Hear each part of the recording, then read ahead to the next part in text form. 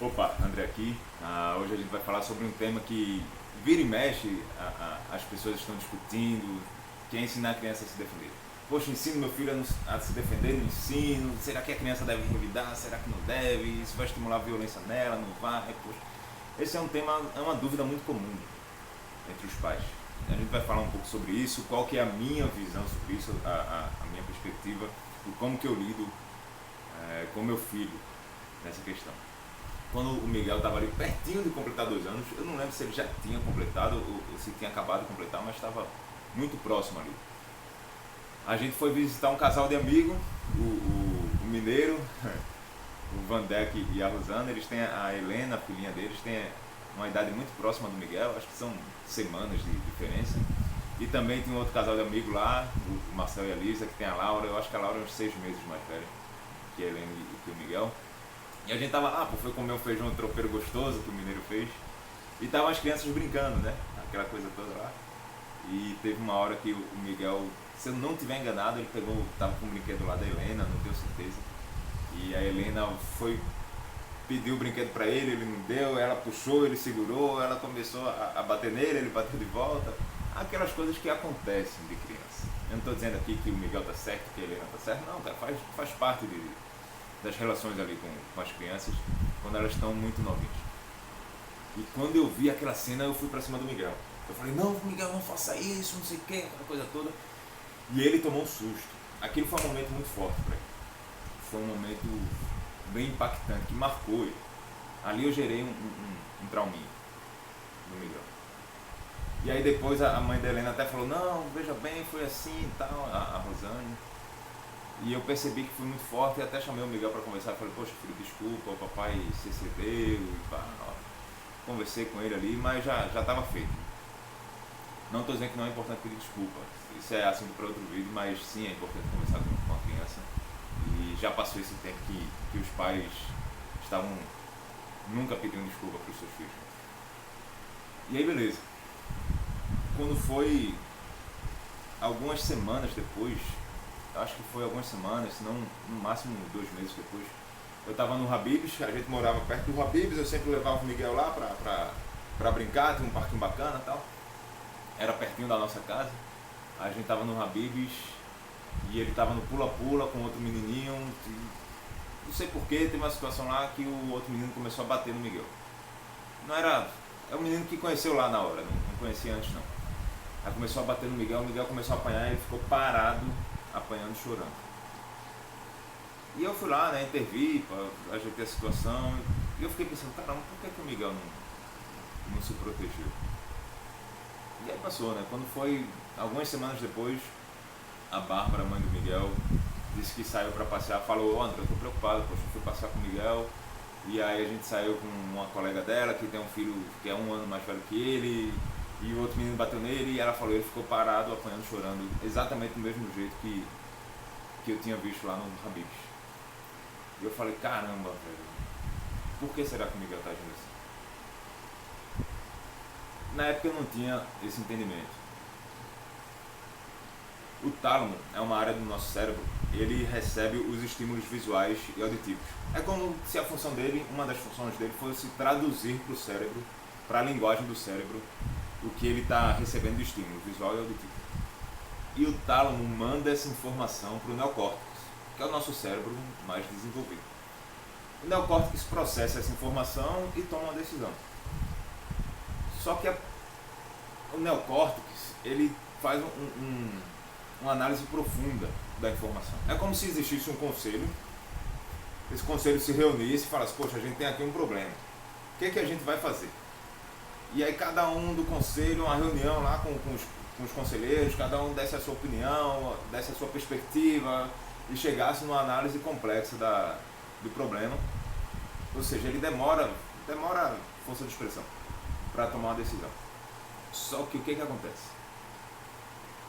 Existe essa rota que é uma rota física mesmo, existe isso no cérebro, do tálamo para o neocórtex, só que existe tipo que uma rota de emergência do tálamo para a amígdala. A amígdala não é na garganta não, a amígdala é uma parte do nosso cérebro, só que é do nosso cérebro um pouco mais primitivo. É como se fosse o cérebro emocional, uma parte do cérebro emocional, um pouco mais primitivo, e o neocórtex fosse o cérebro racional. E aí ele tem essa rota de emergência para a amígdala, para o nosso cérebro emocional. A amígdala, ele não guarda as informações ficam no hipocampo, só que a amígdala dá sentido emocional para a informação. E o que acontece? Estima-se que essa rota, a distância física para a amígdala seja metade da distância física para o neocórtex. E quando chega na amígdala, ela não faz essa reunião, ela não reúne o conselho para tomar a decisão. Ela tem lá no hipocampo um repertório de memórias, onde cada memória tem um sentido emocional. Ela pega uma mais ou menos parecida com o que está acontecendo ali na hora e já fala pro corpo da gente, já toma a decisão e já fala o que a gente tem que fazer e a gente já entra em ação. São aqueles momentos, não estou dizendo que são todos, mas alguns daqueles momentos que a gente fala assim, eu perdi o controle. Isso é o neocórtex falando. Eu, neocórtex, perdi o controle. Mas não é que perdeu o controle, na verdade, você nem nunca assumiu o controle. Porque quando o neocórtex, você, neocórtex, estava ali na reunião do conselho ainda, a amígdala já decidiu há muito tempo, já sequestrou, é o que se chama de sequestro emocional, já dominou o cérebro e já tomou uma atitude e falou, cara, faz isso. O que tem a ser feito é essa atitude aqui e vamos para frente. Sem análise profunda, só com alguns traços de semelhança com alguma memória anterior que tem algum sentido emocional forte o suficiente para ela armazenar. Então, por exemplo, aquele momento dos filmes lá de ação que tem um mocinho que está sendo perseguido e tem ali o parzinho romântico dele, que o cara está dormindo, normalmente ele está dormindo ou tem uma faca, ou tem uma arma, ou tem uma espada, alguma coisa ali debaixo do travesseiro, alguma coisa. Aí a mocinha vai e bota a mão no ombro dele assim para acordar, bem carinhosa. Aí o cara acorda de repente, puxa a faca e coloca no pescoço da mocinha assim, e ele para. Bem na hora que está no pescoço. Ela assusta. Na vida real, ele provavelmente não iria parar. Ou seja, ele recebeu o estímulo ali, opa, tem alguém me acordando. Isso é sinal de perigo. Enquanto o neocórtex ainda está pensando o que fazer, a amígdala já decidiu, já falou, cara, pega a faca e faz o que tem que ser feito aí, velho. Na vida real ele não ia parar ali não. Mas numa figura de linguagem, um exemplo bem simplesinho é esse. Isso acontece. Existem vários casos reais. Tem um caso que aconteceu nos Estados Unidos, não vou lembrar o ano nem o nome da família. Mas um casal tinha saído para viajar, a filha adolescente ficou na casa e aí eles voltaram. Quando eles chegaram, não lembro se eles voltaram no dia anterior que estava programado, mas eles chegaram à noite e no dia que eles chegaram eles pensavam que a menina estava na casa de uma amiga dela, de um casal amigo deles, e aí a menina se escondeu para dar um susto nos pais. Quando eles entraram em casa, que teoricamente não era para ter ninguém, o pai ouviu um barulho dentro de casa. E aí ele foi lá e pegou a arma que ele tinha guardado e foi andando pela casa devagarzinho ali procurando, até que quando chegou no quarto da menina, a menina pulou e deu um susto nos pais. No que ela deu esse susto, o cara atirou na menina.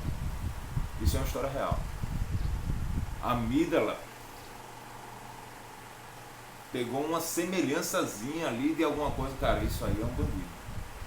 Isso é alguém que está querendo fazer mal para você, que está invadindo sua casa, qualquer coisa, e tomou a decisão do que deveria ser feito, que era se proteger, que era atirar. Quando o neocórtex conseguiu processar toda a informação, ele já tinha atirado. Foi um caso que até ganhou uma certa notoriedade na mídia na época. Vou procurar e eu deixo na descrição aqui a referência. Mas esse é o sequestro emocional. Quando o nosso cérebro emocional decide antes da gente ter uma visão completa da situação. E por que eu estou contando isso? Quando eu fui para cima do Miguel nessa situação, ele registrou essa memória e a amígdala deu um sentido emocional. A ponto de, perceba que a atitude mais instintiva dele era se proteger, que foi o que ele fez lá com a Helena.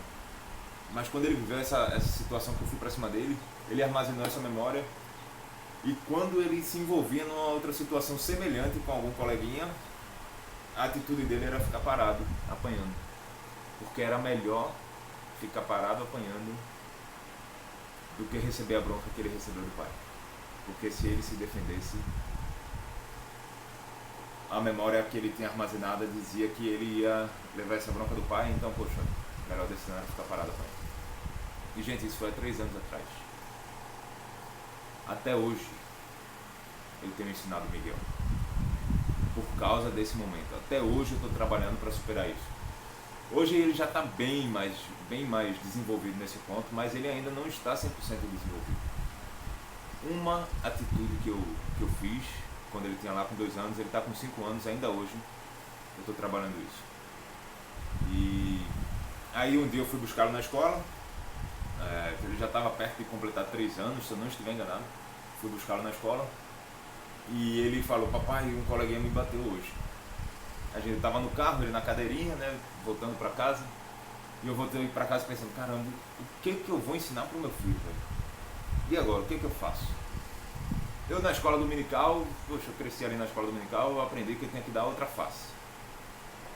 E eu voltei para casa pensando, e eu lembrei de 2 situações que eu vivi ali na minha pré-adolescência. Eu sempre fui o mais novo da minha turma, né? Os meus pais trabalhavam, eu estudei no colégio Agnes, o maternal do Agnes era para entrar com 2 anos, poxa, meus pais tinham que trabalhar, eu entrei lá com 1 ano e 2 meses. Então acabou que eu sempre fui o mais novo da turma. Até na alfabetização, a escola quis que eu repetisse a alfabetização. Aí minha mãe falou: não vai repetir não. Fizeram um teste surpresa lá comigo, eu passei o teste surpresa e segui com a turma. Mas por sempre ser o mais novo, eu era o mais fraco da turma. E aí normalmente eu apanhava.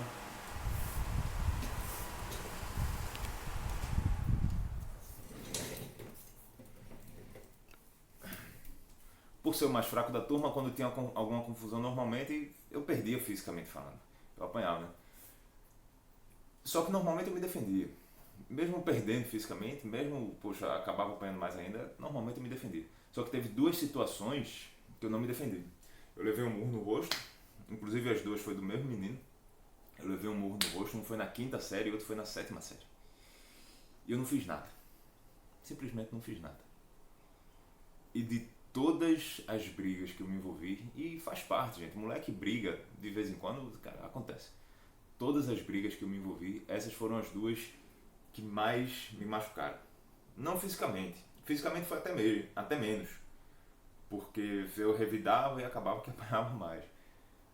Mas era uma dor imediata.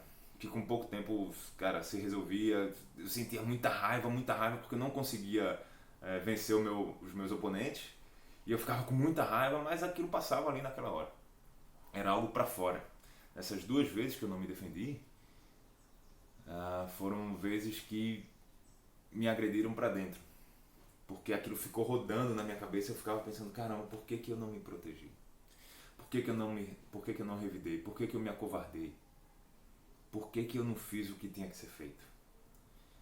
E isso rodou por muito tempo, rodou por anos na minha cabeça. E me fez mal esse negócio. Mexeu com a minha segurança, mexeu com a minha autoestima. E quando eu estava voltando para casa nesse dia dirigindo, que o Miguel falou para mim que tinha apanhado, eu voltando para casa, e agora o que eu ensino pro meu filho? Eu aprendi na escola dominical que tinha que dar outra face, aquela coisa toda e não sei o quê. Eu falei: velho, eu não quero que meu filho passe pelo que eu passei, eu vou ensinar sim ele a se defender. Aí a gente chegou em casa, eu botei ele em pé na cama, não tenho mais, tenho uma cama king grandona, velho. Botei ele em pé, fiquei de joelho e falei: filho, vem pra cima do papai, quero que você venha bater no papai igual seu coleguinha foi bater em você. Ele ficou meio assim, meio receoso. Eu falei: o papai tá falando, filho, vem pra cima do papai. E aí ele veio, quando ele veio, eu dei um empurrão nele, com tudo, ele caiu assim na cama, assustado, sem entender direito o que estava acontecendo. Aí eu falei: levanta e vem de novo. E vem de novo, e de novo, e de novo, e de novo. Acabou que virou uma brincadeira, né? Daqui a pouco a gente tava brincando ali na cama. Depois eu falei pra ele: o papai agora vai pra cima de você, como se fosse te bater. Eu quero que você faça com o papai exatamente como você fez, como eu fiz com você agora. Eu quero que você me empurre com toda a sua força. E eu fui, ele me empurrou, eu falei: empurra desse jeito, não sei o que, bota a mão aqui, tal. Ensinei ele ali. E fiz isso várias vezes. Não só naquele dia, fiz isso várias vezes naquele dia, vários dias. Até hoje eu faço isso. E aí talvez você pense: poxa, André, mas você é cristão, você sempre fala de algum ensinamento ou outro, de alguma referência que você pega na Bíblia, e Jesus ensina sim a dar outra face. É inclusive um dos sermões mais famosos, que é o Sermão da Montanha. Jesus ensina a dar outra face. Como é que agora você está dizendo que a criança tem que se defender? Perceba que o momento que Jesus... Primeiro, Jesus não ensina isso para crianças. Jesus ensina isso para os discípulos dele. E esse é um convite a um nível de maturidade onde seja impossível uma pessoa ter uma figura de opressor sobre você. Ele fala isso para quem está numa figura onde está sendo oprimido. Jesus morreu na cruz por uma disposição interior dele. Lógico que, poxa, os pregos seguravam o peso dele, ou a corda, não sei como é que era, segurava o peso dele lá na cruz. Mas dentro dele existia uma disposição de entregar-se. O cara estava crucificado e era livre, a ponto dele falar assim, Deus perdoa esses caras que eles não fazem ideia da bobeira que eles estão fazendo. O cara estava sendo chicoteado e era livre, era impossível prender o cara. Por mais que fisicamente ele estivesse preso, dentro dele era impossível prender, porque ele tinha esse nível de maturidade de dar outra face, de falar, perder esses caras que eles não sabem o que fazem, de não existir dentro dele nenhum tipo de ira, nenhum tipo de raiva, nenhum tipo de ódio, nada, nenhum desses sentimentos que fazem muito mais mal à alma do que um chicote faz mal ao corpo, do que um murro faz mal ao rosto, que dói muito mais dentro da gente do que levar um murro, que foi, poxa, quantos murros eu já levei aí e depois passa. Pô. Um outro cara que tem uma história bem legal também, e lógico que a história é romantizada ali, mas é o Nelson Mandela. Nelson Mandela, eu não lembro quantos anos exatamente, mas se eu não estiver enganado, não tenho certeza, se eu não estiver enganado, o cara passou quase 30 anos preso, dos quais a grande maioria na solitária. Grande maioria na solitária. E aí conta a história, lógico, romantizada também, mas conta a história que os caras ali na prisão ficavam assustados como o Nelson Mandela tinha um espírito pra cima. Tinha um espírito positivo e sempre falavam pra ele, poxa Nelson, acorda cara, você nunca vai sair daqui. Você vai morrer aqui. Não existe motivo pra você estar disposto dessa forma, pra você ter um sentido dessa forma. E ele falava, os caras podem aprisionar o meu corpo, eles podem me encarcerar, mas jamais eles podem aprisionar a minha mente. O período que o Nelson Mandela estava na prisão, ele se preparou, ele estudou, ele saiu da prisão e se tornou o primeiro presidente negro da África do Sul. Aquela história toda lá do apartheid. E ele é um marco na história do país dele. Era impossível prender o cara, porque dentro dele existia essa disposição interior de dar outra face. Então esse convite não é um convite para as crianças. É um convite para quem é adulto, para quem tem um nível de maturidade, que possa falar, cara, toma aqui outra face, porque isso não entra em mim. Porque é impossível me prender. Uma criança, para o meu filho, e eu acredito que, eu tenho certeza que tem que ser essa a sequência. Primeiro ensina-se para a criança o que é certo e o que é errado. Eu não quero ver você de covardia, eu não quero ver partindo de você nenhum tipo de agressão, eu não quero ver você atacando ninguém por trás, eu não quero que seja você o pivô de uma confusão. Você não está aqui para arrumar confusão, você está aqui para andar em paz. Você não está aqui para fazer guerra, você está aqui para ser um pacificador. Primeiro ensina-se a criança o que é certo e o que é errado. E no tempo você vai escalando esse ensino. Primeiro, quando ele é pequenininho, eu quero que você, não quero ver partindo de nenhum tipo de violência de você. Não quero ver partindo de você agredir o coleguinha, não quero que você bata nos amiguinhos, não sei o que. Cara, ensina, lógico, de acordo com a idade. Primeiro lugar, ensina o certo e o errado. Segundo lugar, ensina sim a se defender. Criança tem sim que aprender a se defender. Porque jamais ela vai ter nível de maturidade para chegar no terceiro estágio, que é o estágio da outra face, se ela não passar pelo segundo estágio. A criança sim precisa aprender a se defender e você pode fazer dessa forma como eu fiz com o Miguel quando ele era pequenininho ali com 3 anos, quando ele agora com 4 anos a gente colocou ele na escola, no judô, e ele já começou ali no judô, ele fez 5 agora em novembro, esse ano ele vai pro judô no Espaço Olímpico, que tem lá em João Pessoa. Ele falou pra mim que quer fazer karatê e eu achei bem legal, que eu fiz karatê por muitos anos também. E ele, poxa, procurando escola de karatê, vamos colocar ele, mas criança precisa sim aprender a se defender. Cara, para a segurança dele, para a autoestima dele, para o bem-estar dele, não é uma questão de externar, não é ir para fora, é de quem não permite que invadam assim. É como quem estabelece fronteiras, estabelece um limite e fala, cara, aqui não, parceiro. Daqui para dentro você não pode vir. Você não pode me invadir. E vai chegar um momento que ele vai ter a consciência de defender não a si mesmo, mas de proteger quem necessitar ser protegido. Depois, quando ele for adulto, que ele passar por essa consciência do nível 2, que é de se defender, que é de proteger, porque ele já passou pela consciência 1, que é de pacificar, ser um agente da paz, aí sim ele vai ter a condição de passar pelo nível de dar outra face. Mas enquanto criança, sim, ensine o seu filho a se defender para o bem dele, para a segurança dele. Segurança, não estou falando de segurança física não, segurança pessoal dele, segurança autoestima dele. E lógico que as artes marciais podem ajudar o seu filho nisso. Poxa, uma criança com 5, 6 anos de idade que começa numa arte marcial, cara, com 6, 8 meses, ele já alcança um nível muito superior das crianças que estão na média. E aí você pode se preocupar, poxa André, mas é tão normal você ver crianças e adolescentes principalmente, poxa, que usam dessas técnicas, dessa força que ele desenvolve na arte marcial, usa para agredir o outro. Como é que eu vou saber que meu filho não vai fazer isso? E aqui tem um ponto muito importante. Poxa, você precisa ter muita atenção quem vai ser o professor do seu filho. Porque ele vai ter um nível de influência. Você está colocando esse cara numa posição que tem um nível de influência sobre o seu filho fortíssimo. Não só nas artes marciais, mas na vida, tá?